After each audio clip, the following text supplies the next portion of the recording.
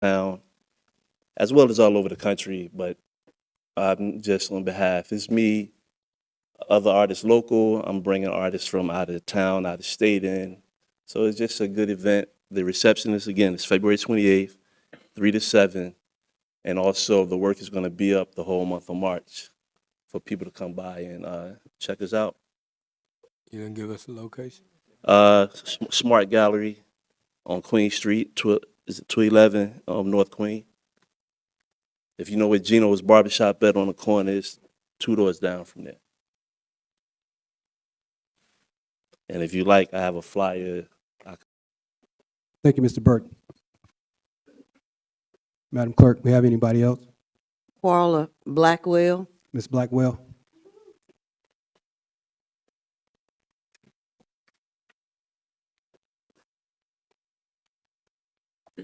Good evening, everybody listening. I'm gonna get straight to the point because we, the people of Kinston, don't have time for circles. Week after week, we sit in here and watch y'all allocate taxpayer money, our money, and somehow the conversation is always about everything except the people whose money it actually is, the people that live. Meanwhile, the outlets did take their time and let us know that the American Heritage Committee put a marker down at standard 3 years ago. They did their part. But when I, when I looked at the agenda online, I see recognizations, presentations, but not a single one of them are to represent Black History Month. That's unacceptable. We cannot keep acting like Black people are the least of this in the city that they built. Like, we can't keep hearing there's no budget when it comes time to celebrate Black history or the Black communities. You know, we spend out thousands of dollars on the 4th of July. We find the money for festivals, concerts, the Christmas parade. We find money for everything. But when it comes to Black history, month or the Black community, it's never no money. Like, even the fireworks, we found money to help support fireworks at the Granger Stadium. You know, let's be clear. This city was built for us, by us, and it has turned into a city for them. We call it for change. Like, we got a new administration. It's time to make some changes. You guys got opportunities to make laws. We proclaim LGBTQ month. What's wrong with Black History Month? What's wrong with a parade? As we move into this 2026, 2027 budget, I see it's on the agenda tonight. I would hope that some of the conversations are about East Kinston revitalization, support for the homeless, help for the addicts that's walking these streets, programs to help these children know where they're from. We always talking about the crime rate. If we taught them where they came from, there probably wouldn't be no crime. They'd probably be trying to help each other instead of kill each other if they knew how bad the white folks tried to kill us back in the day. So if we don't teach them, we can't expect them to do no better. You know, I'm going to say it again. I hope you guys put some of this stuff in the budget. Year after year after year, hundreds of years, we've been ignoring. We got an all-black Thank you, Ms. council. Blackwell.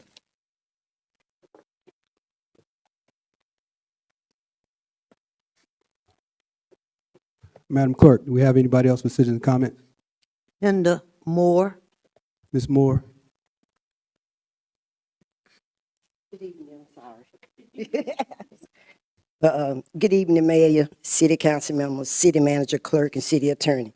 My name is Sister Moore, and I think this question would be directed to Steve Miller. Steve Miller, we have a pretty much large hole on the 500 block of Davis Street. Please have your maintenance men to come out and fix that hole.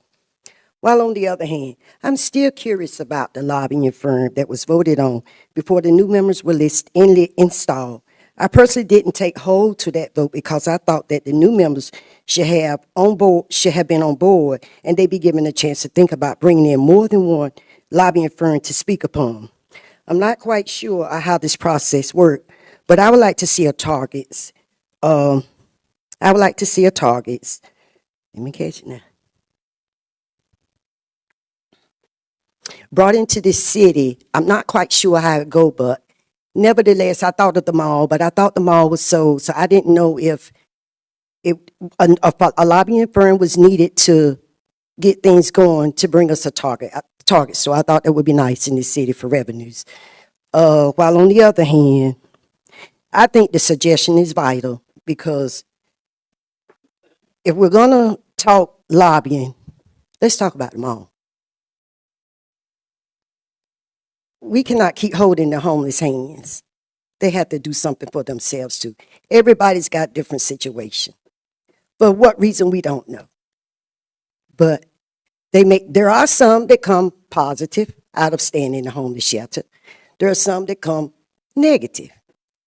But we still cannot continue to hold our hands for reasons.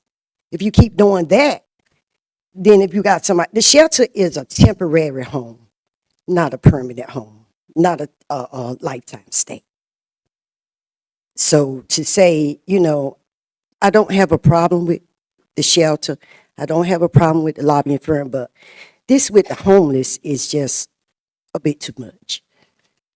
Because some people are homeless because they want to be homeless. Some people don't care that they're homeless. Some people can't help themselves if they really wanted to. But some choose not to. So I don't know. I'm just not quite sure how to figure this out. Just not quite sure. Thank you, Ms. Moore. Mm-hmm. You got something, Council? Bill Ellis. Mr. Ellis?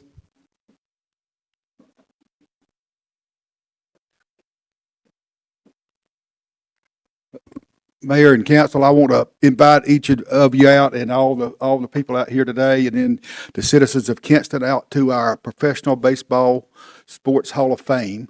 It will be at King's Restaurant on Friday, February the 27th at 6 p.m. This will be our 26th or 27th banquet. We've had some really unique folks we've been able to induct through the years. This year, we're inducting Ross Atkins. Ross played at Wake Forest, was drafted by the Cleveland Indians, came and played baseball here in Kinston for 2 years, and made it up to the AAA level. And then he went on to be the player development coordinator for Cleveland for about 15 years, and then later the assistant GM for Cleveland. And from there, he went to Toronto, and then last year, as the general manager for the Toronto Blue Jays, he probably put together the most talented baseball team in the world. They finished second or runner-up in the World Series last year. And I promise you, there's not many towns of 20,000 or less that will be hosting a hot stove banquet with professional athletes like we'll be able to do, and Ross will be a really great inductee. We're also going to honor that night the World Series runner-up, the 12 and under Dixie Youth Girls softball team from here, and then Rabbit Fulgham, Coach Fulgham, is in the North Carolina Sports Hall of Fame, but also has done a tremendous amount for baseball in Eastern North Carolina through the years, and we'll be honoring him also on Friday night. So we'd love for y'all to come out and join us. I promise you it'll be a great time, and it will be just a fun time and a great meal. And I also want to thank you for your support you've given the Bird Dogs and getting us going. And we had a great year last year. We were able to draw over 60,000 people. And this year, our goal is to add 300 people a night to the ballpark. So we're working hard. We want to invite everybody out. And our goal is to be the most family-friendly ballpark in America. And we're not just saying that. We've made a commitment to that this year. We've lowered our prices to $5 for a kid. So any kid can come to the ball game for $5. I promise you, you can't go anywhere in professional baseball and get a kid in for $5. So we lowered our prices so a family of 4 can go to a ball game and enjoy themselves and be able to have a great time. We're home on July the 4th this year again, so we'll have a great fireworks show that night. And opening day is May the 12th, so we're really looking forward to it. But do want everybody to come out and enjoy the hot stove banquet on Friday night, February the 27th at King's Restaurant at 6 p.m. Thank you a lot. Thank you, Mr. Ellis. Anybody else, Madam Clerk? That's all, sir. Okay. So we're going to close the floor for citizens and comments, and unless anybody else has anything they want to say. Anyone? Okay. No one? Ma'am, can you step to the podium, please?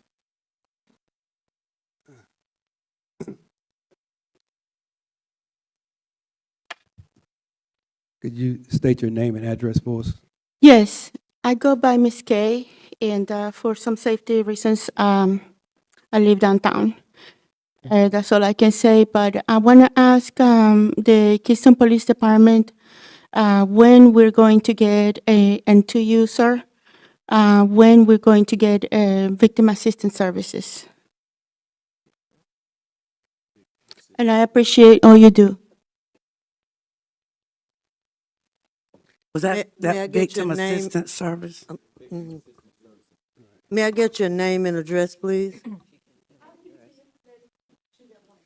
Yeah. Oh, okay. Okay. I can answer that question. She actually started last Monday, so we have somebody in place. Ms. Caroline. Okay, Chief, can you follow her for us? Thank you. Thank you, Chief.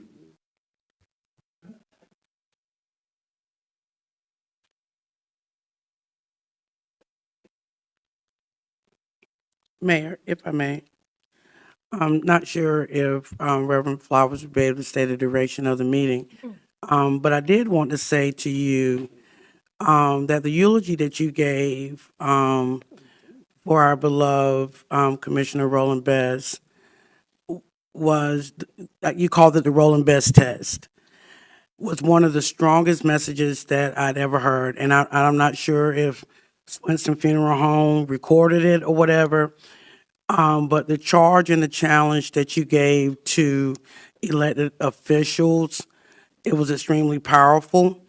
I'd never heard a message, nor had I ever heard an elected official eulogized or life celebrated or captured, I think in 20 minutes, the way that you did. But that was, you have a catalog of powerful messages, but by far that was one of your most powerful messages that you gave.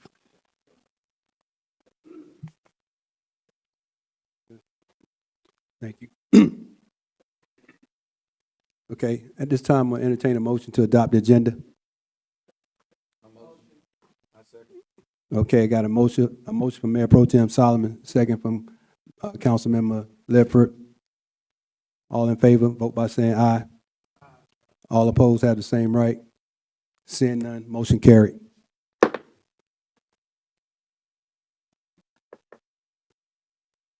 Okay, I'd like to entertain a motion at this time to consider the minutes of the city council meeting held on January the 20th and January the 30th of 2026. Motion. Motion by Councilmember Pearl Hardy. Second by Mayor Pro Tem Solomon. All in favor, vote by saying aye. Aye. All opposed have the same right. Seeing none, motion carried. Okay, at this time, we'll move on with presentations and recognitions. First, we have Christy Kelly from Artbeat. Ms. Kelly, if you could step forward, please.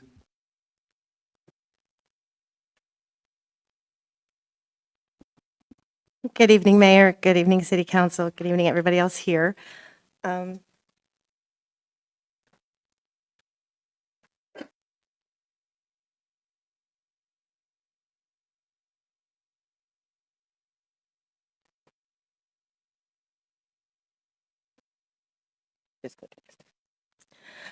My name is Christy Kelly. I am a member of the Smart Kinston program. I am a board member of RAD. I am also a writer of local news and columns. I created an app that I really think would benefit small towns like ours because it's built for artists by artists. Local Artists was built for artists who struggle with visibility. Because Facebook is the way it is and social media is the way it is, it's your dollar that speaks, not your talent. Go to the next one. So local Artbeat has 4 primary core concepts: capture, discover, explore, and community. Capture is very simple. It's you going outside going to see downtown, exploring the areas around you, capturing the art with your phone, murals, statues, benches, street art, graffiti, it's all art. It's already here. And then the next person who uses the app and wants to explore your downtown can discover it. And it's gamified. It's equivalent to like Pokemon Go for art. So you have your phone out and you're in a new town and you want to go see all the murals around you. The app will show you where they are. It'll show you how to get there. It'll help you discover new places that you probably wouldn't have explored otherwise. It increases foot traffic downtown. It drives people to want to explore the streets that we already have. The Explore concept is for artists. Artists who subscribe to Local Art Beat will have their own storefront, their own social media feed. They can host auctions, they can host live auctions for their art. There's an entire commission-based system for there. If you see somebody's art that you like and you say, you know what, I want something from that artist, you can commission them directly through the app. The community concept is there is a direct social media feed. You can engage directly with the artists that are subscribed. You can ask them questions, you can watch their work as they create it. The more they post, the more content they provide, the more users can engage with. So why did I build it? One, because I'm an artist who struggles with visibility. And I'm someone who has a pretty decent writing platform, but I still to this day struggle with getting outside of Kinston. So I built something that would be a vehicle for myself to do that, but I'm not selfish. I wanted everybody to do it with me. So Local Art Beat converts discovery into income for artists. It gives them the ability to be seen and to earn real money by real people who want to buy art. It's good for downtown engagement for people who want to explore those areas. It helps because small towns already have the art. It's already here, and regular social media doesn't care. So Local Art Beat provides real art in real towns that's not made by AI. Like I said earlier, the app was built for artists primarily, but it was also built for people who like art. It was built for local businesses who want to use it as a vehicle to advertise directly to the people in that community. When you advertise on big platforms like social media or Instagram, you're fighting algorithms. When you advertise on Local Art Beat, it's your zip code. It's a 50-mile radius of your business. And anybody in that vicinity will have access to your ad. So it keeps people downtown, it increases foot traffic, and it supports tourism. Which is why Kinston is a fit. Kinston is a fit, one, because I built it quite literally for this town. If you've known me for longer than 5 minutes, you know that I am an advocate for this town as often as I could possibly be. I try to get people to love it as much as I love it. And the art is already here. When we explored Kinston and we captured it to do the beta test for the app, there were over 60 pieces of art just downtown. That's not Vernon, that's not anywhere else, just downtown. And that's a huge vehicle that so many cities don't have. The artists benefit from engaged communities, and engaged communities benefit from art. So the reason why I wanted to present tonight is I'm launching an Eastern North Carolina capture tour. There are 26 locations throughout Eastern North Carolina where I'm going to go and capture their public art. And I would like to invite all of you to join us on any of the dates. Now, the dates on the slideshow are weather dates, so I have the real date that I will leave with you before I leave tonight. We are having a launch party on June 25th at 6 p.m. at the Farmers Market. And then on the June 26th, that next day, we're going to have a team exploration of Kinston to show everybody all of the cool art that we've already found. So I do hope that you will all come out and engage with us and just come to the party, come do the art, and come on the tour with us. Come explore our neighboring towns. There's a lot of really cool art. The first one is Pink Hill, and it will be on March 1st, and we'll meet there at 2 o'clock at their downtown. One of the biggest questions I get asked is, how will Local Art Beat make money? So there are, the primary fund source will be artist subscriptions. I want to make the app so convenient for artists that that's going to be their primary vehicle to get their art seen by others. There's also in-app art purchase sales, commission and auction percentages, local business ads, event ticket sales, and artist boosts. Artist boosts are where users can boost the artist's visibility in the app, just because they like the art. Some more cool features if you'd like to learn more. The app is available in English, Spanish, French, Portuguese, German, Chinese, and Arabic. There's a full onboarding system to learn how to use it. And you can find us on Facebook, Local Art Beat. Our website is www.localartbeat.com. You can find me, you can call me, write me, email me. And I hope all of you will download the app. And I hope to see you out on the tours. And I definitely hope you'll come to the party. Thank you. Thank you. Miss Kelly, quick question. Yes. Have you met with or taught with any of the local art teachers? I know that Jamil is doing an after-school program with one of our local K-8 schools. And of course, there's a lot of young, developing artists that have Absolutely. That's that great work. And so I was just curious to know if you've had any conversations with those art teachers, and is there a possible place for young developing artists? I have not. This is actually the first time I'm talking about my app out loud to people.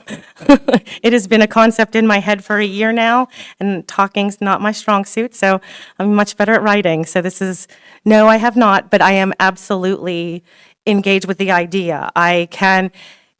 Being the developer and the designer, I can make it so that it fits their needs. And I'm absolutely open to discussing it with them.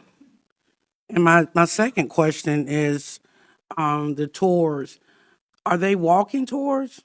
So, yes, all of the art is outside. The whole point of the app is for it to be public and to keep it, keep safe. So keep people on public roads.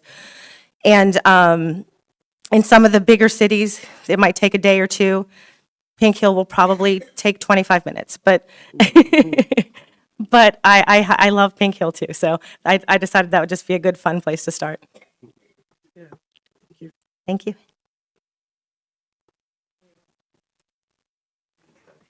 May I speak? Yes, ma'am. Go ahead. I think what you have presented this evening is a wonderful idea. And it seems that everyone's going to benefit because the artists will benefit, the citizens will also benefit. And with STEAM being pushed in our schools, K-8, I think this is a wonderful idea to really get our young people involved and see all that Kinston has to offer, since this is a wonderful place to live. I think so too. And I'm even open to talking to the young people about how I built the app. I didn't go to school to build an app. I built the app because I got bored one day, and it just grew. But you're absolutely right, Councilwoman. I recall some of our students have had art featured at the Arts Council. And just them being able to share their work, with the public and, actually have people, bid on their work, is encouraging. And then, where something that you love to do, at a young age, being paid, for your work and for your art. So Absolutely. Offering people visibility is what the app's purpose is. It is a vehicle to provide visibility for your creativity, to your talent, to you purchasing the app, but also to get people outside. I think we are so stuck behind our screens. I know I built an app, so that's a little condescending of me to say, but I want you to take your screen outside with you. And I want you to meet new people, and I want you to engage with them. It's gamified, so you get experience for everything you do. Ms. Solomon, Mayor Pro Tem. I think that's something we might want to address with the school system. Maybe tours for the young people to, go out and look at this art. so they can get an idea of our culture and art in the city of Kinston. So Absolutely. that's something we could work on. Because what's powerful is that when you consider the fact that most, quote, field trips, and all of us can attest to this, we always traveled to Raleigh, Right. and when you look at, the art that's right here in our community, it's huge, you know what I'm saying, for such a small city to have so much art in Eastern North Carolina. It truly is. It was the Yeah. perfect vehicle to start with. It truly was. It is one of the reasons that I love Kinston as much as I do. It's beautiful. Did you you made sure you copyrighted, right? Now, you can't copyright code, but I did look into it. Oh, all right. Know somebody that tried to steal your idea? I think it's wonderful. Thank you. Thank you all so much. Thank you. Any further discussion? Okay, thank you, Ms. Kelly.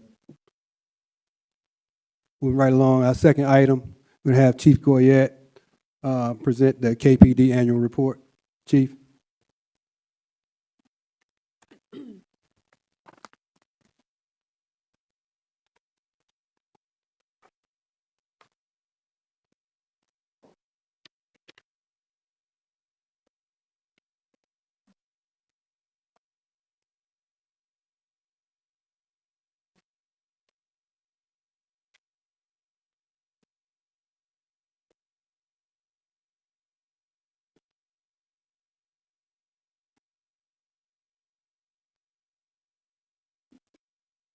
Good evening, Mr. Mayor, council members.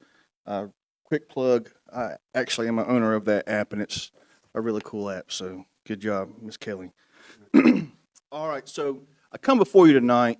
When I originally put this together, we didn't have such a large docket, so I'm going to try and go as quick as I can. We missed, because the last meeting we had a storm, so 10 slides I'll go through in less than 10 minutes. This is our annual report. We complete this every year. We've been doing this since 2000, and I've been presenting this since 2023. So I also present our quarter crime stats every quarter. So I'll be doing that in April, and then in the summertime and so forth. So real quick, why do we complete an agency annual report? Well, we do that because accreditation tells us we have to do it. That's the main reason why we do it, and we've been doing it since 2000 because I knew way back then that I wanted to be an accredited agency before I retire. And we're on pace for that, and we'll talk about that shortly.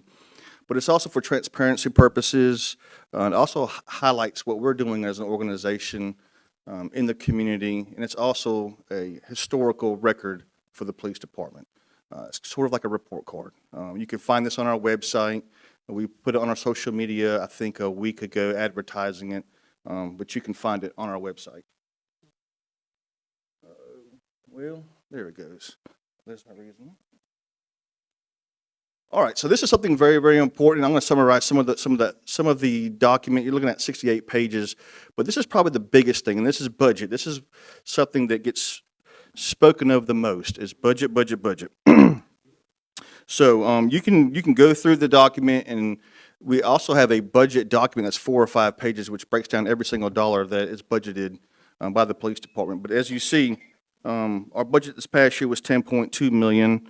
1.2 of that was capital outlay. 1.8 is operating expenses. The rest of that goes to employee salaries and fringe benefits.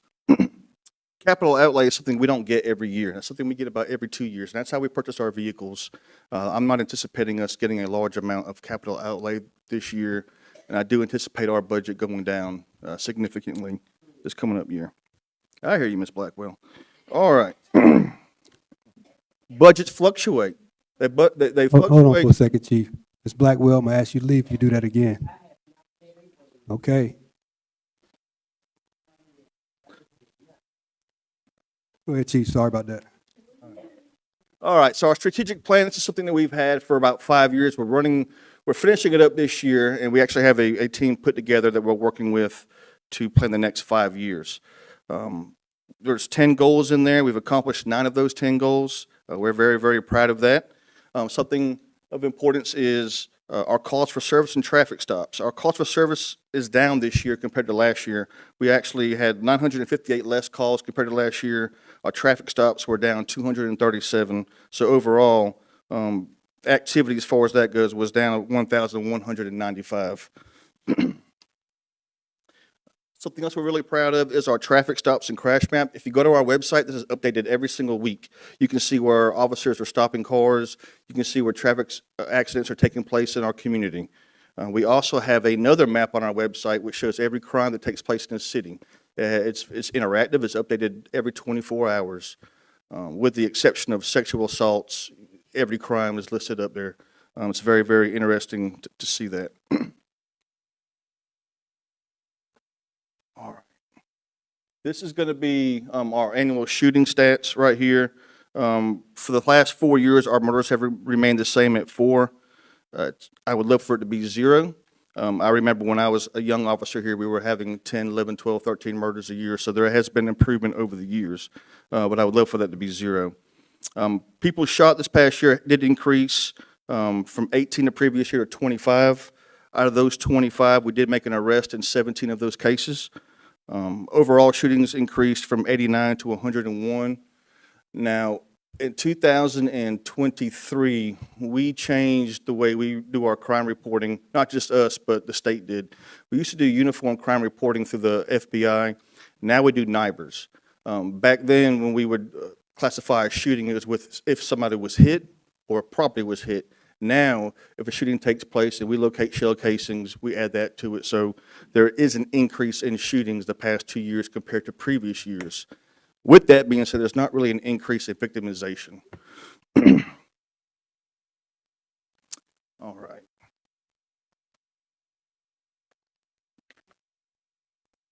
I usually have a little pointer thing, but for whatever reason, I don't up here. Crimes against property or burglaries, breaking and enterings are down from 196 to 172.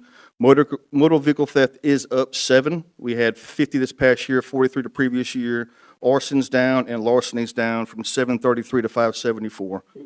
Crimes against people, again, our murder stayed the same. Our robberies went down 2, and our sex offenses went up from 13 to 14, and our aggravated assaults are down from 157 the previous year to 99 this past year.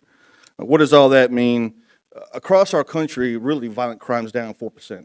In North Carolina, it's down about 11%, and in Kinston, it's down 29%. That's pretty significant because last year our violent crime was down 28%. So we're definitely going in the right direction in lowering crime in our community. And it's not just the police department, it's everybody as a whole, the stakeholders, it's everybody working together and having trust in each other. As far as property crime, well, last year we were down 18%. This year we're down 18% again. So again, going in the right direction.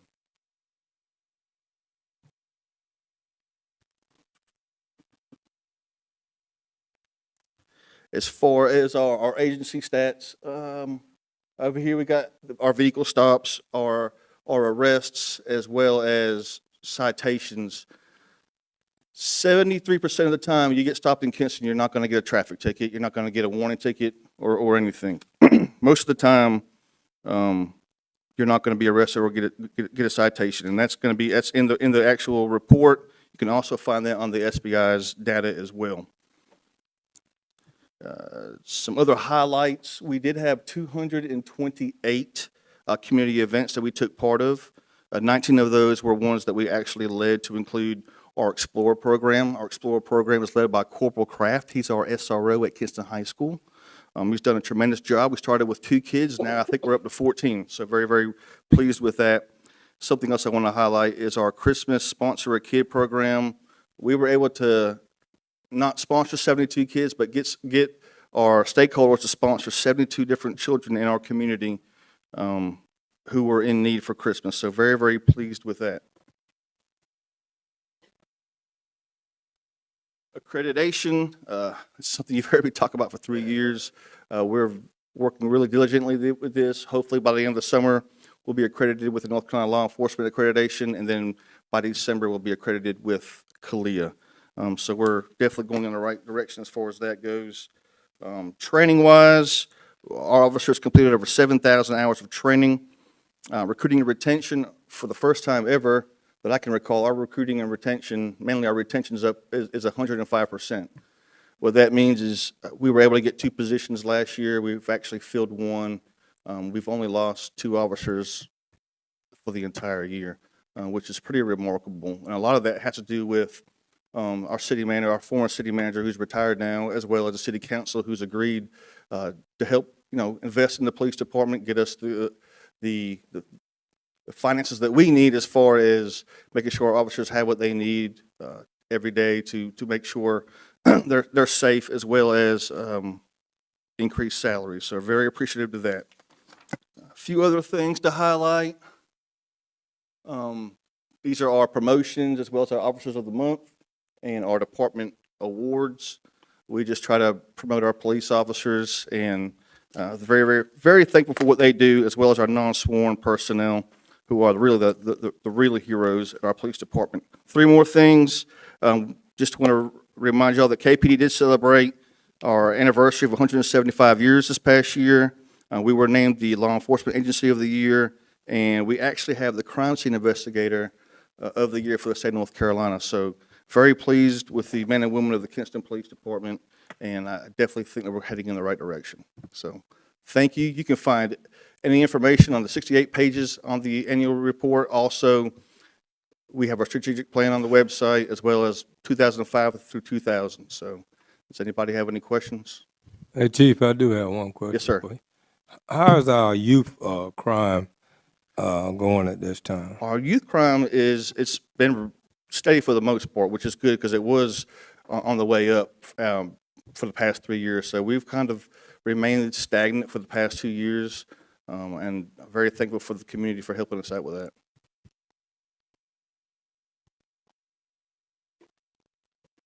Anybody else? Nobody? Chief, Yes, sir. the shootings, what are we doing to address that? That's a highlight on your report. Yes, it is. It's something that we're doing is we're partnering with our state and federal partners, as well as the U.S. Attorney's Office. We're putting together the best cases that we can with our own prosecutor's office here in Lenore County and Wayne County, and holding those individuals accountable. We're partnering with the ATF. We're getting ready to have an FBI TFO in our department, hopefully in the next 2 months. We're doing everything we can to lower crime in our community, especially violent crime, especially shootings. Right. Are there specific areas where we're experiencing these high level of shootings versus other parts of the community?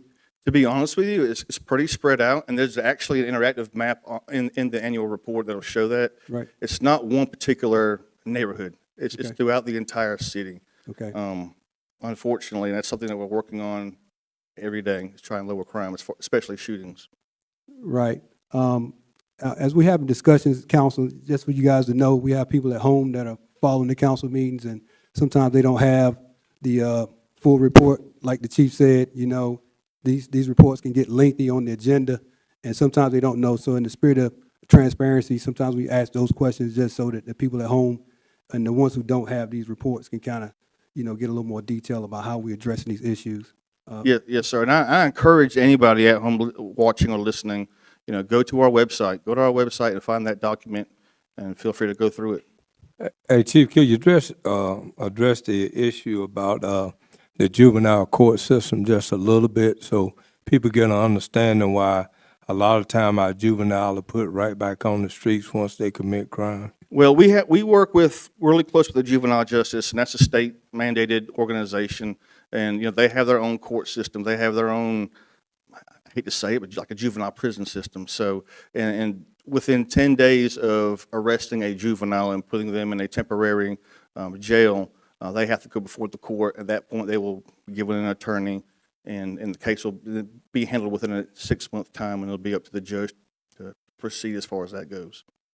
And the reason I brought that up is because the overcrowdedness in our juvenile facilities, a lot of time they let the kids go back to their parents, and they go back and repeat the same crimes. And there's nothing that the police department could really do about it, because now it's in the hands of the court. Well, and really, whenever the state switched over to the raise your age law a couple of years back, we really did not anticipate just the influx of juvenile crime increasing. And that really put a burden on the state, and the state has invested tremendously in the last 2 years to try and work on that as a whole, not just statewide, but local organizations as well.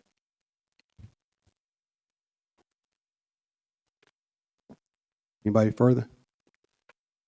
Okay, thank you, Chief. Thank you, sir.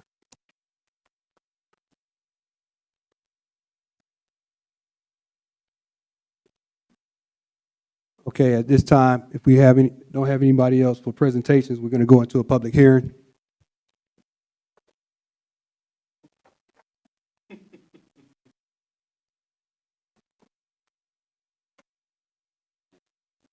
Okay, I now declare the public hearing open. Let's stop. Let's get Jordan to come up and give a little brief summary of what Jordan, all this. Ms. Blunt, you got it? Okay, Yes, sir. thank you. Thank you, Mayor. Thank you. I have the pleasure of introducing, because I don't think he has come before you, our Community Development Planner, Jordan Kearney.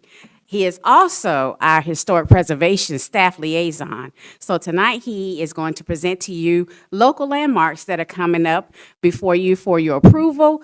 And so without further ado, I introduce Jordan.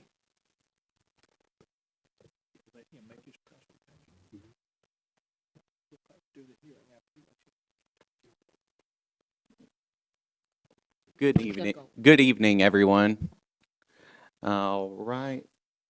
As Ms. Blunt said, my name is Jordan Kearney, and I'm the Community Development Planner for the City of Kinston. I also serve as the HPC, or Historic Preservation Staff Liaison. Today, we are having a public hearing for 3 properties that were submitted to the HPC a little while ago that I have started to bring back up once I started. So I would first like to just give a brief outline on what we'll be talking about again. First, I'll talk about what a local landmark designation is. Next, I'll outline the criteria a property must meet in order to qualify for local landmark status, including significance and integrity. Then I'll provide a brief summary on of the historical background and key findings from the landmark designation reports for each of the 3 properties that are proposed. After that, I'll review the steps completed to date in the designation process, including report preparation, SHPO review, and the Historic Preservation Commission's public hearing and recommendation. Then finally, I'll present my recommendation as the Historic Preservation Commission staff liaison. So just to define what a local landmark designation is, local historic landmark designation is a formal recognition by the City of Kinston that recognizes a property that possesses special historical, architectural, cultural, or archaeological significance. Under 3.6.6.4.2, long one, of the city's Unified Development Ordinance, or the UDO, the Historic Preservation Commission is granted the authority to review and recommend properties to City Council for local landmark designations. Landmark designation is the highest level of local historic recognition available under North Carolina general statutes. Once designated, any exterior changes to the property would require a certificate of appropriateness to be approved by the Historic Preservation Commission to ensure that alterations are compatible with the property's historic character and our historic design guidelines. In order to be designated as a local landmark, a property must demonstrate special significance, meaning it contributes to Kinston's history, architecture, culture, or archaeology, and it must also retain enough integrity for its historic character to still be visible and recognizable. To document this, a landmark designation report was prepared, which explains the property and how it's significant and how it retains its integrity. So the first property in question would be 200 North Queen Street. I provided a top-down view for you guys. This is located, as I said, at 200 North Queen Street. Historically, it's known as the Farmers and Merchants Bank. However, it's currently known as the O'Neill. Some key historical facts include that it was constructed in 1925. It was designed by the prominent North Carolina architectural firm Benton & Benton. It's a 5-story structure that became downtown Kinston's tallest building, and it's located at the historic intersection known as the Banker's Corner. It symbolized Kinston's economic confidence during the agricultural and tobacco boom. Some reports that you can find in the fact include that it's significant for its association with Kinston's early 20th century economic expansion, particularly banking and agriculture. It's architecturally notable as a Renaissance revival commercial building, and it retains strong integrity of design, materials, workmanship, setting, feeling, and association. And although there have been modern alterations to the building, such as window replacements, they do not diminish the overall historic integrity of the building. The designation includes the entire 0.05 acre parcel and applies only to the exterior of the building. The property meets 3 criteria for local landmark designation: historic events, as it represents Kinston's growth as a regional banking and commercial center; architecture, as it's a rare Renaissance revival skyscraper by Benton & Benton; and culture, as it symbolizes early 20th century local prosperity and community growth. The next property would be 426 North Heritage. As done before, this is a top-down view. This property is located, as I said, at 426 North Heritage Street. It's historically known as the Imperial Tobacco Company office building. It served as the administrative headquarters for the Imperial Tobacco Company, one of Kinston's major employers at the time.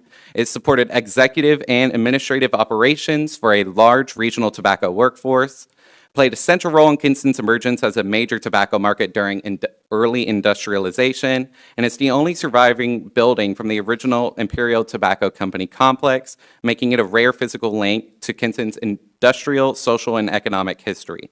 Some facts that you can find within the report is that this building is historically significant as it's the administrative center of one of Kinston's largest and most influential employers at the time. It reflects the city's economic growth during the height of the tobacco industry in the early to mid 20th century. Architecturally, it's notable as it's a well-preserved early 20th century industrial office building featuring decorative brickwork, crenellated cornice, and classical inspired entrances, and it retains strong integrity of location, design, materials, and workmanship, preserving its historic industrial character. The designation includes the 0.11 acre parcel, including the main 2-story brick building that you see there, and no interior elements are proposed for designation. The property meets 2 criteria for local landmark designation: historic events, as it represents Kinston's prominence in the regional and global tobacco industry through its association with the Imperial Tobacco Company; and architecture, as it's a rare and well-preserved example of early 20th century industrial office design, combining classical and medieval inspired architectural elements. The third property would be 501 North Heritage Street. This building is historically known as the Midtown Motor Lodge, but it's currently operating as Mother Earth Motor Lodge. Some facts about this: it was constructed in 1963 and built during a period of significant post-war economic expansion in Kinston. It was funded by prominent local business leaders and likely designed by architect John J. Rowland. It opened with 64 rooms, a conference space, a pool, and modern amenities that catered to automobile travelers and business visitors. It exemplifies mid-century motel trends through its U-shaped layout, balconies, curtain wall construction, and central courtyard, and it remains the only intact mid-century modern inn in Kinston, serving as a rare surviving example of the city's mid-20th century commercial and architectural development. Some facts found within the report is that the Midtown Motor Lodge is a well-preserved example of a mid-century modern inn reflecting Kinston's post-World War II modernization and the rise of automobile-oriented travel. It was designed in the modern movement style with a U-shaped plan, balconies and curtain wall construction, and a central courtyard. It served as a modern lodging facility at a key regional crossroad along U.S. Highway 70, symbolizing Kinston's 1960s economic growth and embrace of contemporary design. And it retains strong integrity of form, materials, and character-defining features, preserving its mid-century modern architectural identity. The proposed designation includes main 2-story U-shaped motel structure. However, the pool is listed as a non-contributing structure, so it is not also included within the designation, and no interior elements are proposed for designation as well. This property meets two criteria for local landmark designation: historic events, as it reflects Kinston's post-World War II economic growth, modernization, and the rise of automobile-centered travel along major regional corridors, and architecture, as it's a rare and intact example of a mid-century modern inn featuring modern movement design, a U-shaped plan, balconies, curtain wall construction, and a central courtyard. So just to give a brief summary of the process that we have done so far, staff has collaborated with the applicants, the Historic Preservation Commission, also known as the HPC, and the State Historic Preservation Office, also known as SHPO, to prepare the landmark designation reports and draft ordinances for all three properties. Notice for this public hearing was properly advertised for 2 consecutive weeks in the Kinston Free Press on February 5th and 12th, and signage on properties in accordance with state law. The city attorney reviewed and approved the landmark designation ordinances within your agenda as to form. And on January 20th, 2026, following a properly noticed public hearing, the HBC voted to recommend approval of the landmark designation for all three properties. Staff recommends that the City Council approve the designation of all three listed properties as a local historic landmark and adopt the associated landmark designation ordinances in accordance with the city's Unified Development Ordinance and the recommendation of the Historic Preservation Commission. Thank you.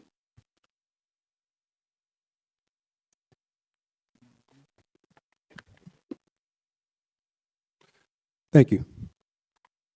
At this time, we're going to go into public hearing.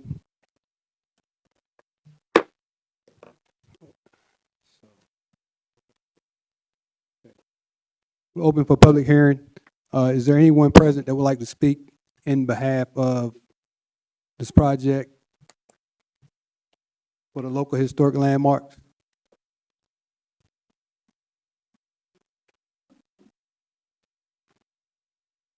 State your name and address for us, sir. Thank you. Yes, I'm Dean Baker. I work at 114 West Blunt Street. Good evening, Mayor and member of the councils. Thank you for considering landmark status for these three properties. The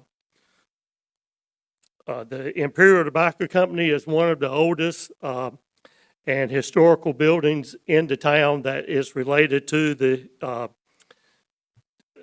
Lord, I'm sorry. But the Imperial Tobacco Company is one of the few historical tobacco-related buildings still standing in our community. Remembering the time when tobacco was king and how tobacco has shaped this community. The 501 North Heritage, built in 1963 as the Midtown Motor Lodge. The architect, the design, the shape, and the courtyard showed how Kinston was growing in the 60s, 70s, and the 80s. And also how today, that as the Mother Earth Motor Lodge, it continues to be an important chapter to the story of the town of Kinston. 200 North Queen Street was built as the Farmer and Merchants Bank, serving the needs and the banking community of our town for over 20 years. Later, it became First Citizens. At the time, it was the largest building in downtown.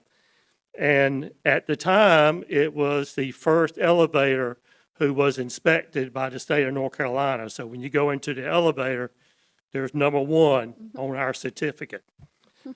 The bank vault is still in place and is still being used by visitors every day. After being vacant for nearly 30 years, in 2015, it was restored to the O'Neill that is standing today.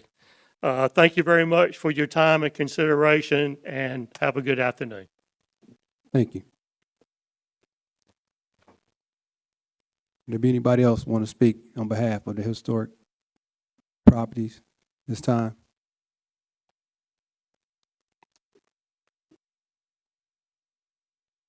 I'm gonna say this, you guys. I wasn't gonna say anything, but I had a couple people call me to let me know that this was on the agenda, and I don't have. I mean, they are historical buildings, but who are they benefiting?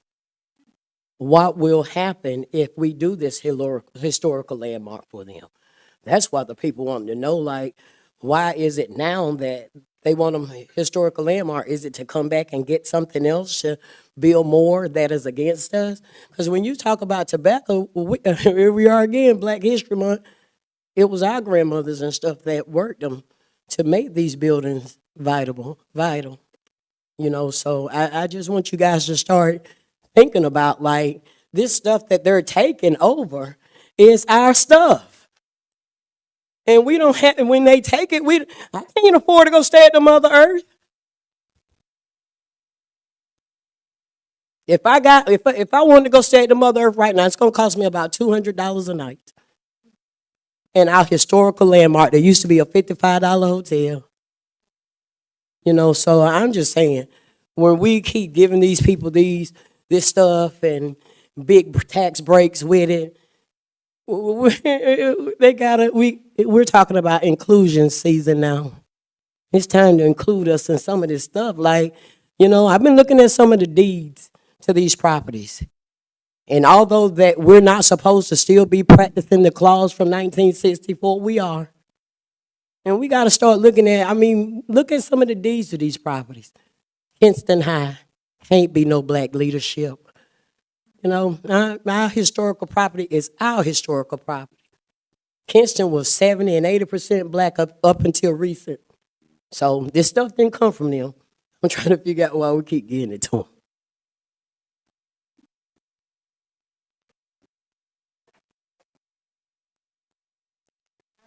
Thank you.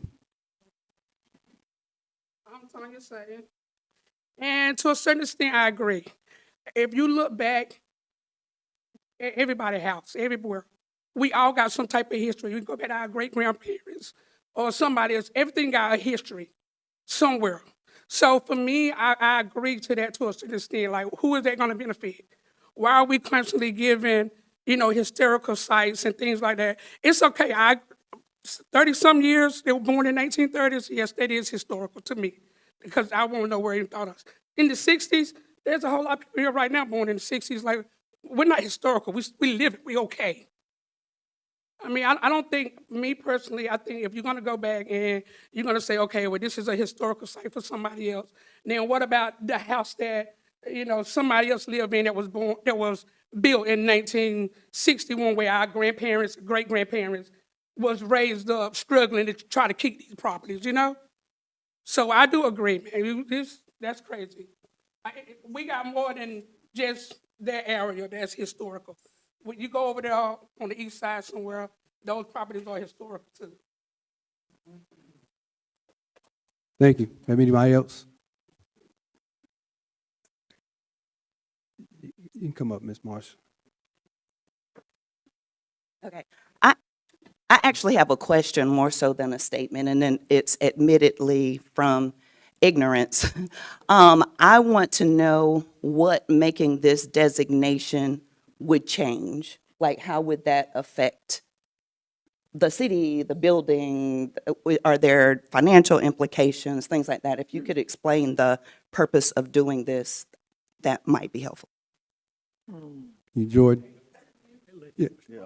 He's going to respond. Give him a second. Yeah, I was just going to say, as I mentioned within that presentation, when we designate a building as locally historic, they would require a COA or a certificate of appropriateness. What that would basically mean is in order to make any exterior alterations to that building, they would have to go through our guidelines and go through our Historic Preservation Commission or our HPC and get approval for that. That's just to make sure that we keep the history that we currently have in Kinston and make sure that they don't randomly just demolish it for no reason. It's to keep that integrity and keep that history within the city of Kinston. I got a question. So,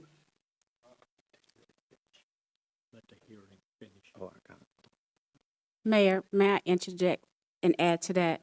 Please. Thank you. It doesn't cost the city anything. It will be no burden to the city. This is something that a private owner has asked for. So we didn't go and pick this property.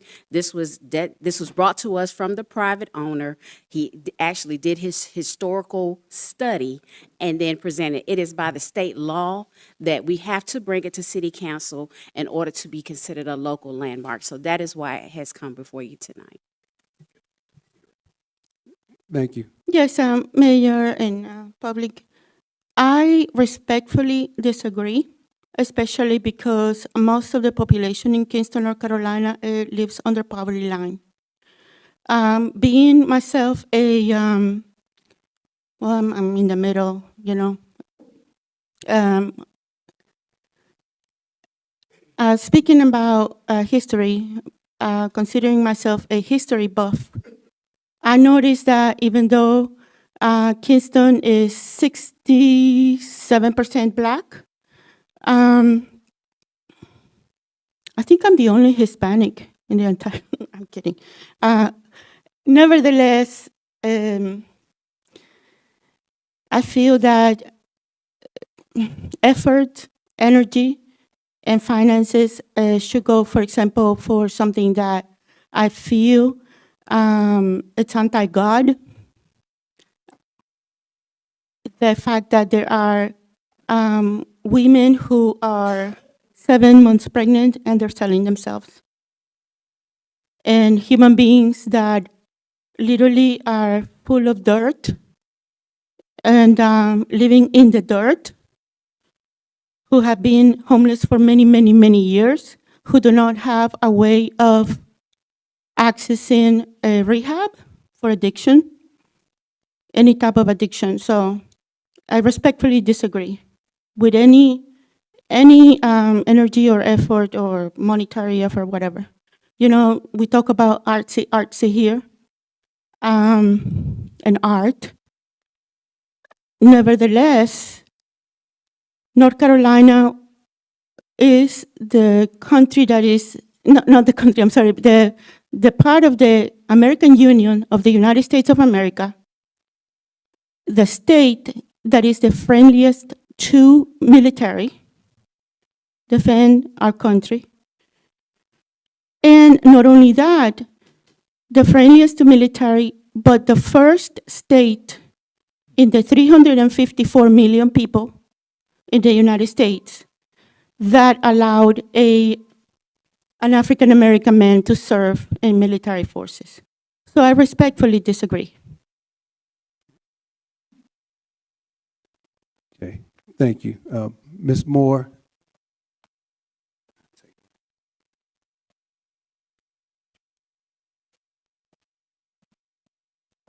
Good evening, here I am again. I'm pretty much confused. I thought that what he was talking about was 3 buildings, landmark. Okay? So there are other buildings that are in that condition that the same thing can be done to those buildings. Am I right? Right. So what's wrong? Oh, bring it to the table. Bring it to the table. Okay.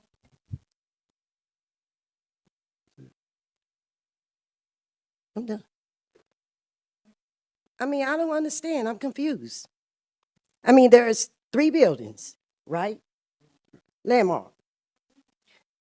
One is five stories high. Mother Earth Brewing, the Imperial Tobacco, old Imperial Imperial Tobacco. They're all running, up and running, in good condition. But are you saying, can you tell us that there are other buildings out here that are historic or can be landmarked? The same thing can be done to those buildings. So what's wrong? I don't understand. Bring it to the table. That's what to say. I don't know.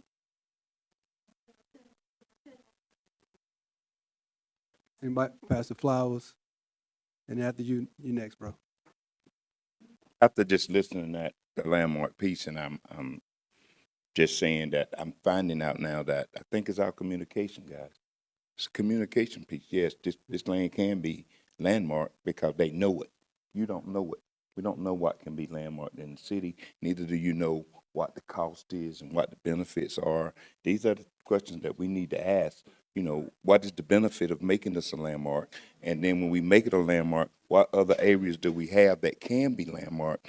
Are they grants? Are they city? Is there money? Because we know it's all about money. Somewhere in this thing, there's gonna be money coming out of it. Right. And so it's no secret, but the key is finding out, how do we get these other landmarks? How do we get these other places that put in place? So I'm thinking it's, like I say, bring it to the table and get a communication and find out, who do we talk to? And maybe this is the man that we need to talk to find out, how do we get other properties landmarked? And what's the benefit? Then what's the purpose of getting it landmarked? How do we get it landmarked? Is they grants or monies to help rebuild these places once you get it landmarked? What is the significance of the landmark? Those are the things that I think we really need to know, to see, and we need to communicate it, because, nothing wrong with what you're doing, but the kids, we don't know about the rest of the property that can be done like this. And I think that's what we're looking for, be able to communicate other properties in other areas that you can do the same thing for. Thank you, Pat. Thank you, Pastor, for that clarification. This is exactly what we're looking at here, a community. You got to look at the blueprint for how you want to get things done. I mean, I hear your concerns, and they're valid, but like the department head just told you, these properties were brought by the owners and requested that, and we have an obligation to keep historic properties maintained once they reach historic status, and that's what it is, so that we don't come by and inadvertently take these properties down when they should be preserved. But there is a process, and we have the staff to do the process, but it's a process. You can't just get it done, just walking in here and say, hey, we think, follow the process, and I guarantee you, you'll get to where you need to be. Okay, anybody else have anything they want to, out here After that, first? I know, Yeah, man. yeah. I thought I saw another hand over here. You good? You good? Okay, I'm sorry. I thought I saw you though. I'm sorry. I just wanted to let everybody know that if you Google how to register a historical landmark property in North Carolina, it'll walk you right through the process. It's not that difficult. Thank you, Matt. Can you just let us state your name and your address for us, please, for the record? Sorry. Juliana Babin Rooney, 906 Mitchell Street, here in Kinston. you. Julietta? Babbaroni? I'm sorry? Eann. And your last name? Thank you. Thank you. Okay. You got it, Madam Clerk? Okay. At this time, if there's no further discussion, we're going to adjourn the hearing, close the hearing. Hearing's closed. Okay, at this time, under discussion for the council. You guys have any questions? I'll go first, if you don't mind, Les. When we talk about landmarks, like Ms. Blunt was saying, it's just a simple form that you have to fill out to submit for it. If you feel like, and what came to mind to me was Mr. Beach building down there that used to be the bank, and the history behind that building. He's passed on, but his son lives in New York or New Jersey, and I plan on getting in touch with him. And the reason why I'm saying this is because my question would have been, we know that this here, to be transparent so everybody know, it's about tax breaks, okay? It's about tax breaks. So we ain't trying to hide nothing. It's about tax breaks, okay? So I just want to make that clear. But like I said, there's a lot of property that's on Queen Street owned by different people that can apply for the same thing that Mr. Hill is asking for. So if you need to get with Ms. Blunt or whoever about the process, we're glad to support you and help you in any way we can to get it done. But let you know, it's just not these three properties. It's any property that you want to submit for. but it has to be approved. And the council don't approve that part, whether it's a historical site or not. But what's been presented before us tonight, we don't have, me personally, I don't have a problem with it. So the transparency of this going on right here, a lot of people, the miscommunication, if you say somebody's name that you think is benefiting far as money wise, this is not that type. It's just that it's a historical place. He put in the proper paperwork. He requested it. So on our computer and our agenda, we say Stephen Hill or requested that these 3 buildings that's older be historical, right? So that's what we looking at far as what we see. It's not saying that we giving him something. A lot of people think it was like we giving him something. It's just a building that he requested to be for historical. On the other hand, the money wise, like he said, he's getting a tax break. But we can do the same thing. The education is you can do the same thing as far as the buildings. You got a historical building. My building might be historical. I might need to look at it, but I didn't know it, but something you can look at. So that's the thing that we got to make sure we understand moving forward. But I'm glad. I mean, I like the participation and the education. Once you educate it and you learn the knowledge, then you know how to do these things. That's the only thing that, I see. We educate ourselves, we know more, and we know better. A lot of things that we do when we criticize and bring up negative situations, not knowing what's going on. But once we know, like Pastor Fowler said, everybody got an understanding, and now we can walk out here with some knowledge, right? That's why I just want to leave my point. Oh, you can't do that. I'm sorry. Excuse me. Ms. Seaforth, Council. Yes, I agree, because knowledge is power. And we as Black people, if we have the information, as was stated this evening, then it behooves us to investigate and see that the ones that we know about be placed. We cannot always rely on someone else to do our job. I am not from Kinston. I know a lot about the history of Kinston, but we have some other historic buildings. If you know about them, then I think we need to go through the process. We cannot always be negative about things. Now, I'm a person that looks at things in the right way, and I believe in doing things the right way. So I think that this is what should be done. Let's do our homework. Let's pull up our sleeves and get to work and get the job done. Thank you. That's right. Anything else from council? Pro Tem? Just only while we're on the topic of historic neighborhoods, I want to speak to Mitchelltown simply because there's so many historic houses in that community. I had a young lady reached out to me and said that she's aware that there are covenants in that community, but unfortunately, yeah, it's kind of like an ordinance or such, but she's not aware of it, aware of those. And in consideration, and she was, so what I explained to her was, she heard that there was a board, but unfortunately, there is a board established, but it's a board that's not meeting. And so I think that's probably something, if we can get together and talk about. So actually, actually, that is something apart from the city. That is a neighborhood. It's like a homeowners, like a association when you get into a neighborhood. Mitchelltown would have their own type of association. So that's not anything that the city has any jurisdiction, has any say-so about.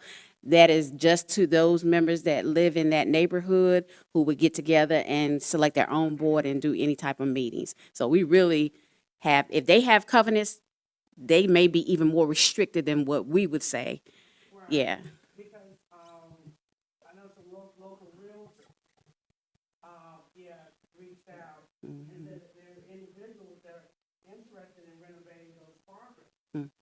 But unfortunately, they don't have, sorry, unfortunately, they don't have access to those covenants. Well, you And- can get a copy of the covenants. You just got to do a little digging because all the covenants have to be registered, recorded with the Register of Deeds. So they will have to do a little digging, but I'm sure they can find the copies of the actual covenants. And then there's also the enforcement part. So if you don't have a working board to actually enforce those restrictions, then that's a whole nother ball of wax that they would have to deal with because they live in that area. It's a lot. It is. Okay, at this time, if there's nothing else from the council, I entertain a motion. Motion. It's been motioned by Councilmember Hardy, I second. second by Councilmember Lippert. Identify the property in the motion, and we'll need 3 motions. All 3 for all of them? Yeah, you can, 1 for each one. And I think all you have to do is just, we prepared the ordinances, and just say the Midtown Motor Launch, or Imperial Tobacco Building, and the bank. Pretty simple, just say the motion for the ordinance. Of Midtown Motor Launch. Then.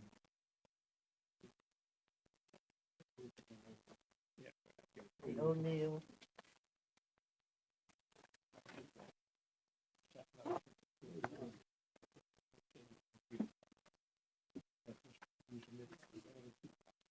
Midtown Motor Lawn, Tobacco Company Building, and the O'Neill. The O'Neill?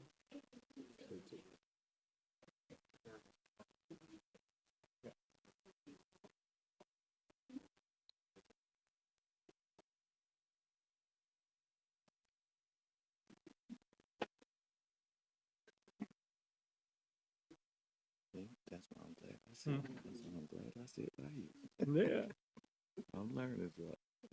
You're gonna have to motion for all 3 of them. You have to do a motion for each one of them. Wait, this is set up, because it's set up as an ordinance, and you have to do them separately, identify. Got it. And Deborah has to record them, and then, of course, I'm sure he has to send them off somewhere to the state or somewhere for the historic designation. Oh, got it. Yeah, I think that you just get people to understand Yeah. that anybody can do Yeah, this. I can do it. That's why I keep telling them, the education piece, they can criticize and navigate. You don't have a contact here, or you can come to us anything you got. Yeah, we'll find somebody to answer the question.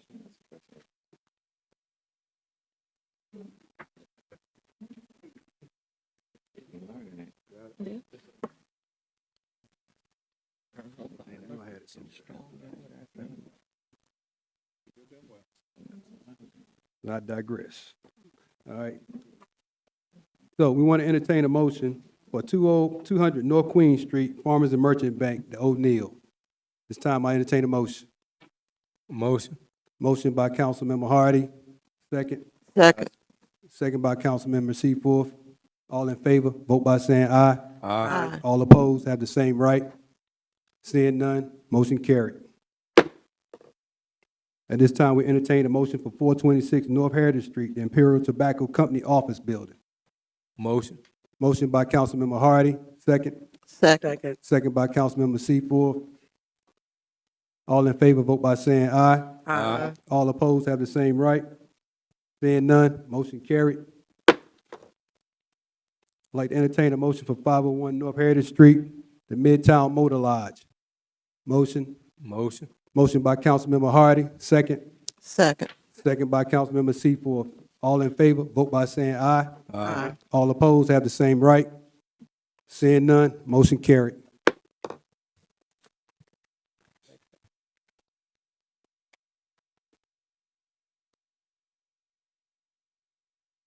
We're moving on to the action agenda. Special events permits from the Kinston Teen Sunday Dinner. Chief Goyette. Thank you, sir. Thank you, Chief. This is for Mr. Chris Suggs, a member of Kinston Teens. He's requested a special event for March 15th, April 19th, and May 17th from 10 a.m. to 6 p.m. That is to feed the community. He's been doing this for, I want to say, 2 years now. Does require a small road closure on Tower Hill in between Orion and Taylor Lane. It's not a fundraising project. It's open to the public.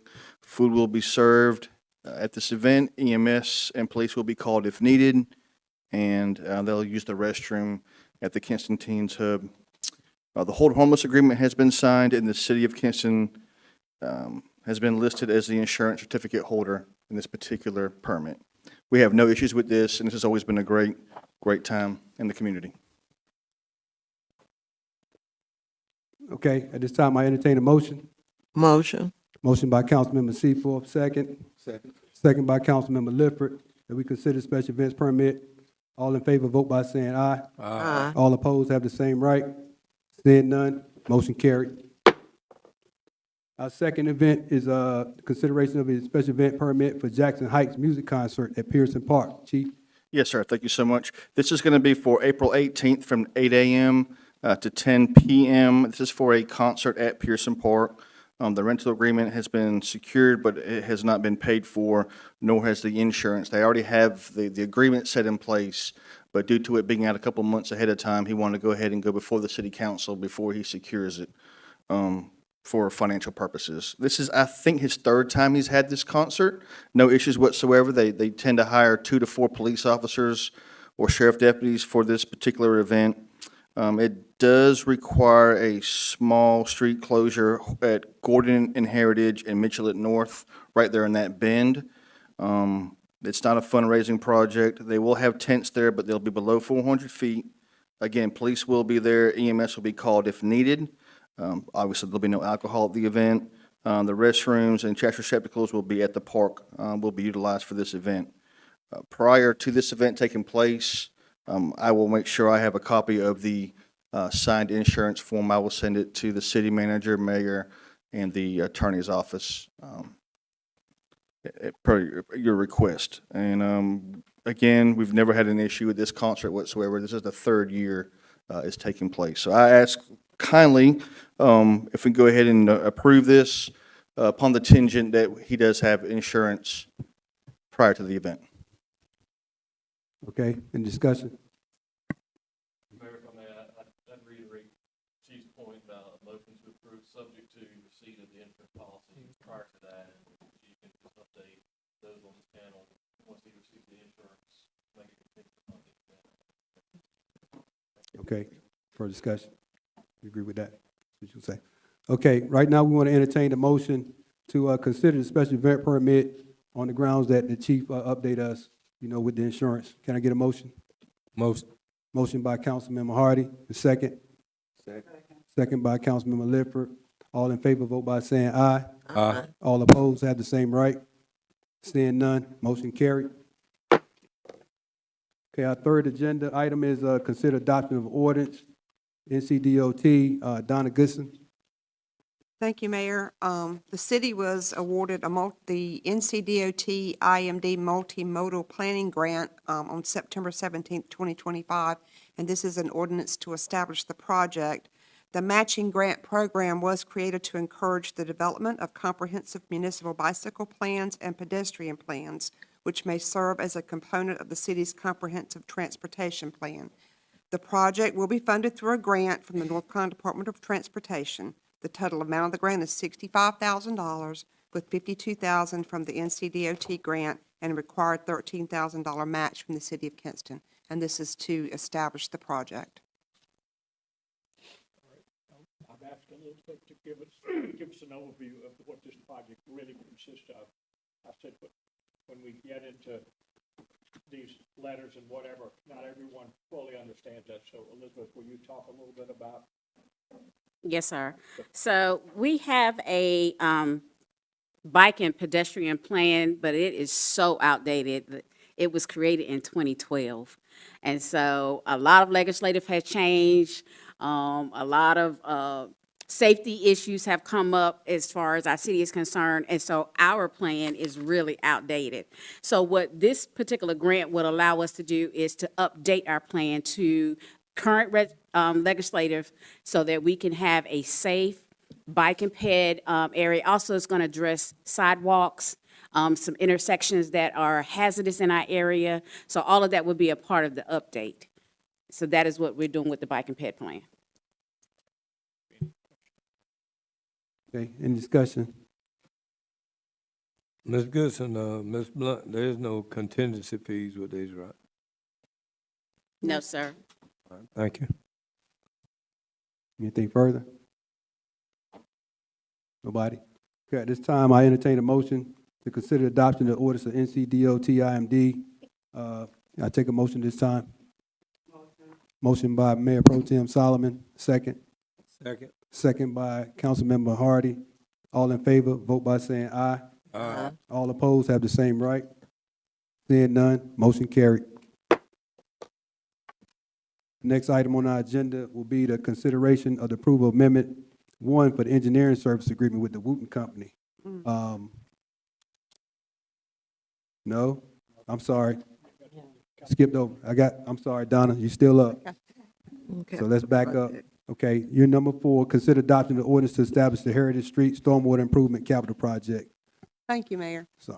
The 2025-26 budget within the Stormwater Fund did allow for a transfer of $2,890,000 to establish the Heritage Street Stormwater Improvement Project. That was approved in the budget. So this ordinance is to establish the project, so to be able to start on the to rehabilitate and replace the existing stormwater distribution system located at Heritage Street between Vernon Avenue and North Street.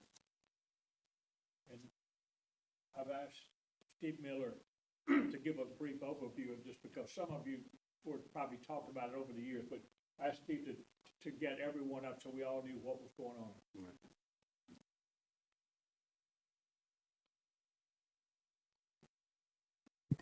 Thank you, Mr. Clark. Yeah, the Heritage Street area obviously gets a lot of attention. There's a lot of work that needs to be done there. Since last year, we have had an engineer working on plans for the sanitary sewer pipes under the street. When we went through and did the study of the stormwater systems in that area, we found a lot of defects, serious defects that need to be addressed too before we do any type of resurfacing on top of that. So the project that was established is to address those issues. What we plan to do, and it's part of the next issue too, is work on getting the design for both the sanitary sewer and stormwater work, and there's a little bit of water line work all done by the same firm. It's part of the same contract.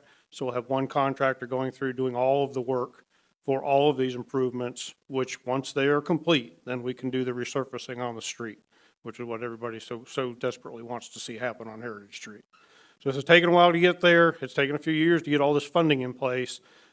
We do have some other things coming up we're going to be doing. We want to meet with the merchants. We want to talk with them about the impacts of how this project will progress. We also want to talk with them about the electric services up and down Heritage Street and whether they want to make any adjustments to those.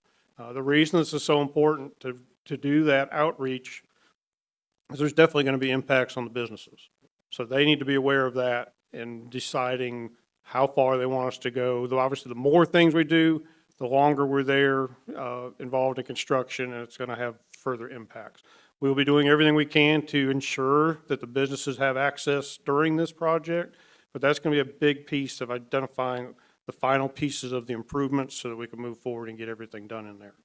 We did similar things on Queen Street. A lot of people saw that and familiar with that and seen all the changes out there. Queen Street is probably twice the size of Heritage Street.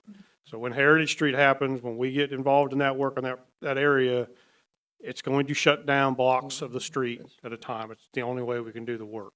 So it's going to be a more significant impact on access for motorists driving through, as well as access to the businesses. We're going to work through those challenges. That's what we want to meet with everybody and put together.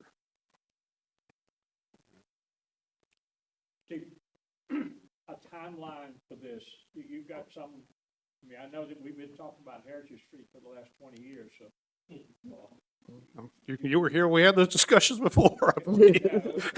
Do you see a some estimated timeline? Yeah, the design work for doing these improvements is probably going to take most of this year to get it done by the end of 2026. So we'd be looking at construction on the actual pipe improvements in 2027. So that's why it's going to be so important in the next few months to be getting out there with the businesses, talking with them further about what this is going to mean to them. Construction time should take about 9 months, 9 to 12 months, I think. So if we can get started at the beginning of 2027, we hopefully will be finished up by the end of 2027. That's what a lot of people keep asking about, the timeline. When we gonna fix this street? So that's good. So if they're watching, they know they ain't got to ask.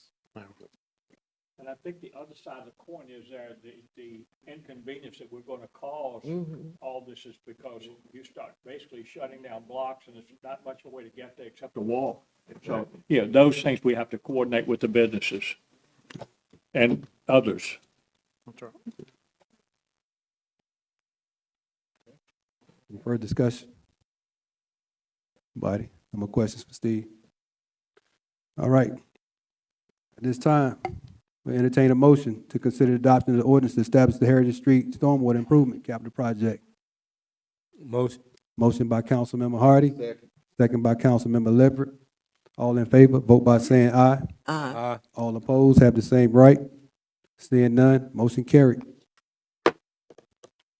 Okay. Item number 5, consider approval of Amendment 1 to the engineering service agreement with the Wooten Company. Steve, you're still up, so you take this. Thank you, Mayor. So we walk right into this. In 2025, we finished that stormwater assessment and identified what needs to be done. That led to the budget amendment and budgeting the funds to do this work. Then the next step was selecting a firm. So we reached back out to firms that were participated in our engineering on-call contract. And specifically, we reached back out to the firm that did the condition assessment, and we reached out to the firm that was doing the sanitary sewer engineering work, because they had the most knowledge about the area and they had the most likely, the best plans to be able to move forward. So we took proposals from both of them.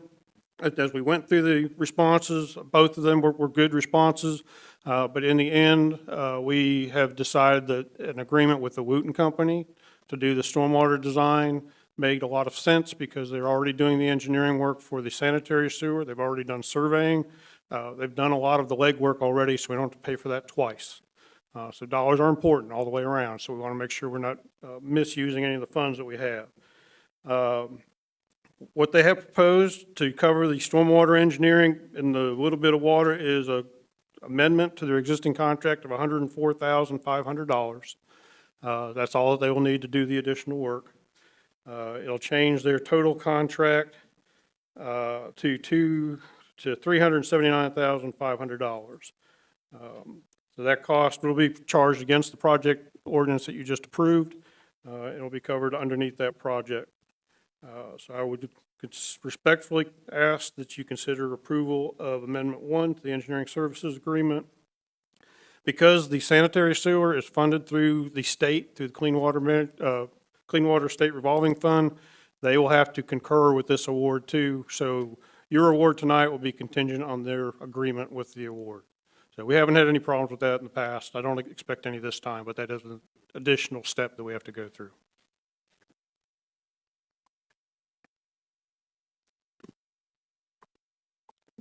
Okay. So, any discussion? Steve, now this does come with a contingency fee, correct? No, sir. No? This is not the construction work. This is just design work. Oh, So like I said, they've already done a lot of work in the corridor for the sewer, mm-hmm. so they feel pretty good about their price. Okay. Further discussion? Nobody? Okay. At this time, we'll entertain the motion to consider the approval of the Amendment 1 to Engineering Service Agreement with Wooten Company, contingent on the agreement that Mr. Miller just discussed. At this time, I entertain the motion. Okay, we got a motion from Mayor Pro Tem Solomon. Second. Second. Have a second from Councilmember Seaforth. All in favor, vote by saying aye. Aye. Aye. All opposed have the same right. Seeing none, Motion carried. Okay, item 6, consider approval of request for sewer services properties at ETGA 1697 US Highway 7258. Mr. Miller? Yes, sir. Thank you, Mayor. It has long been our practice when we have had properties that are outside the city limits that want utility service from our sewer system to come to council to get that blessing in order to provide that service.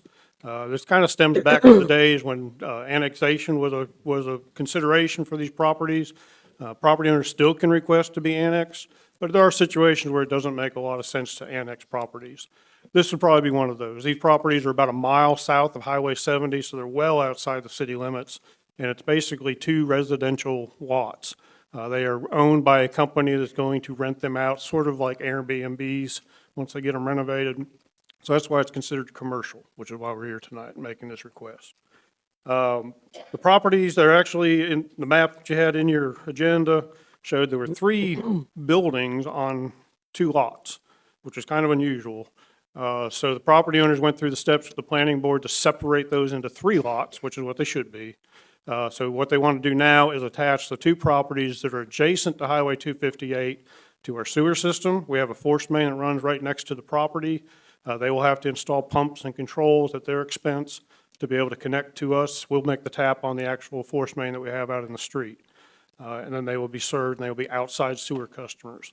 The other lots, or the other lot that was part of those 3 is not requested to connect to sewer. They're going to use the existing septic tanks for that. So what we are asking for tonight is to approve providing sewer service to the 2 lots that are mentioned, 1697 Highway 258 South and 109 Old 2nd Street, as outside sewer customers. We have an agreement that's attached that the owner will have to fill out so that they understand all the conditions of providing that service to them. So if there's any questions, I'll be glad to answer them. Steve, this just water and sewage for the city to get some form of revenue from them, correct? Right, they will pay outside sewer rates. Right. Just like any other customers outside the city limits on our system. And they're gonna do everything. They're gonna fix everything to get situated, because it costs a lot for them to tap in, right? They will pay a tap fee for our work out in the street, and they will be responsible for performing and paying for all the improvements from the edge of the right-of-way to the homes, including the pumps, the controls, the wiring, everything.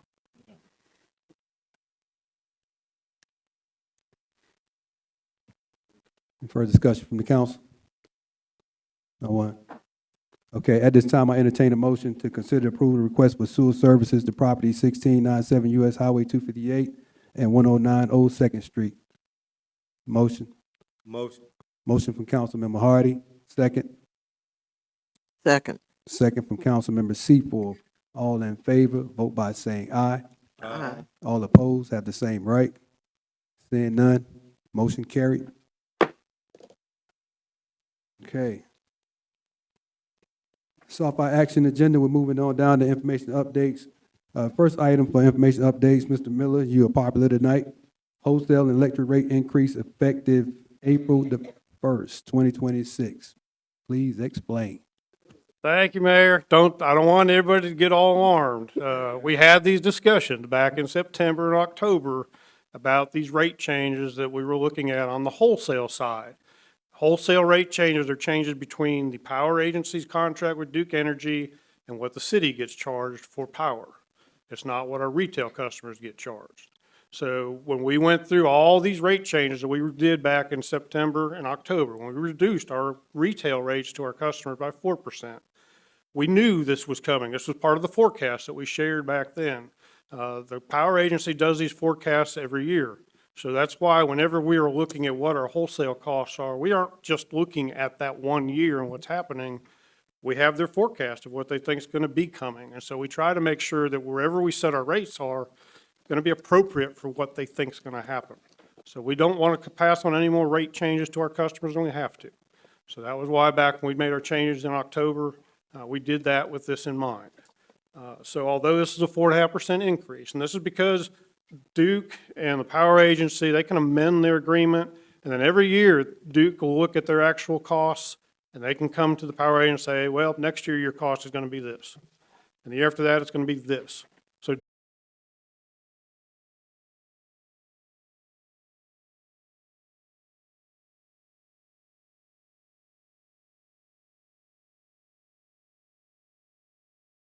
For roads that might not be listed on here that the citizens might have some concerns about? if anybody wants to know about their own street, they can call our 3282 number and we can get with them. They will get you to any staff we have that can talk with that. The list of streets is actually on our website too. Right. So if you know where you live and you want to look on that, there's a priority list and an alphabetical list. Right. So if you're on a specific street, you can go in the alphabetical list and look up that street and see what its rating was. Right. You can see how that compares to the worst ones. Right. So for a citizen who may not see their street on here and they may have a concern and ask about their particular road, since like Ralph just said, we don't have a necessarily map to distinguish state road and the roads we're responsible for. I noticed early in your briefing you said that if we had any other candidates that we could submit them, to the manager. So that's what I'm asking for clarity for the citizens. If their road is not on here, then somewhere in this budget we still have room to maybe add some roads that we may have overlooked. Is that possible? Yeah, I mean, if anybody has one that's a real concern, we'll be glad to take a look at them. Okay. And we'll see how they compare to these ones that are on the list. Okay. And then we can make a decision about which ones to include in the final project. Good deal. Thank you. Yeah, understanding that road conditions can change, with weather or whatever, so what we've done in the survey might be a little outdated because your road may have gotten worse over the last year. Right. Let us look at it. Okay. What we're saying. Good deal. I just got one question.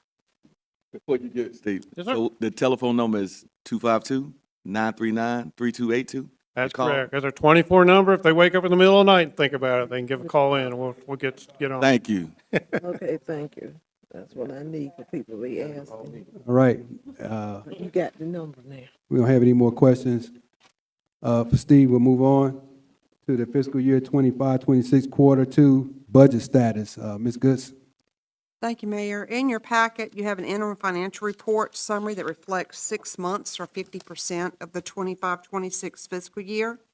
It does represent the activity from July 1st, 2025 through December 31st, 2025. Combining all the funds, the city received approximately $56 million in revenues and expended approximately $51 million. The general fund itself derived 63% of its revenues from three major sources, which were property taxes at 41%, local government sales tax at 17%, and state shared revenue franchise tax of 6%. The city's overall expenditures, both personnel and non-labor, show spending at an average of 45%, which is proportional to previous years. Attached is a summary of the revenues and expenditures by funds and also a breakdown of the general fund revenues from budget to actual, as well as the organizations within the general fund. And I'm happy to answer any questions.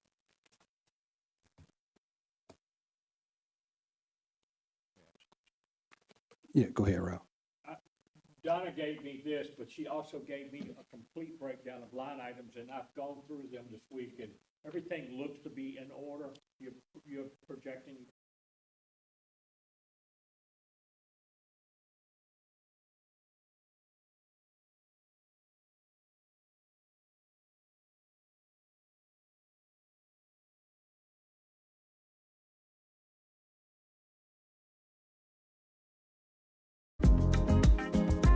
You should have your furnace, water heater, or any other gas-burning appliances serviced by a qualified technician every year. Call your gas provider for more information. This PSA is from Kinston Fire and Rescue and the City of Kinston.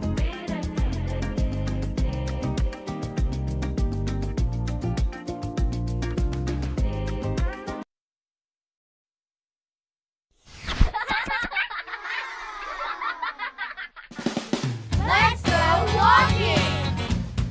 Crossing streets safely. Okay, smart pedestrians. Tell me why you might need to walk across the street. To get to my bus stop. To go play at the park. To go see my friends. It may be okay for you to cross the street on a quiet street in your neighborhood, but what should you do at a busy street? Do not cross a busy street by myself. Cross with an adult. And stay together. Correct. But do you know how to be a smart pedestrian when you're crossing the street on your own? Yes! Okay, let's see. What are the 6 steps you need to remember to cross the street safely?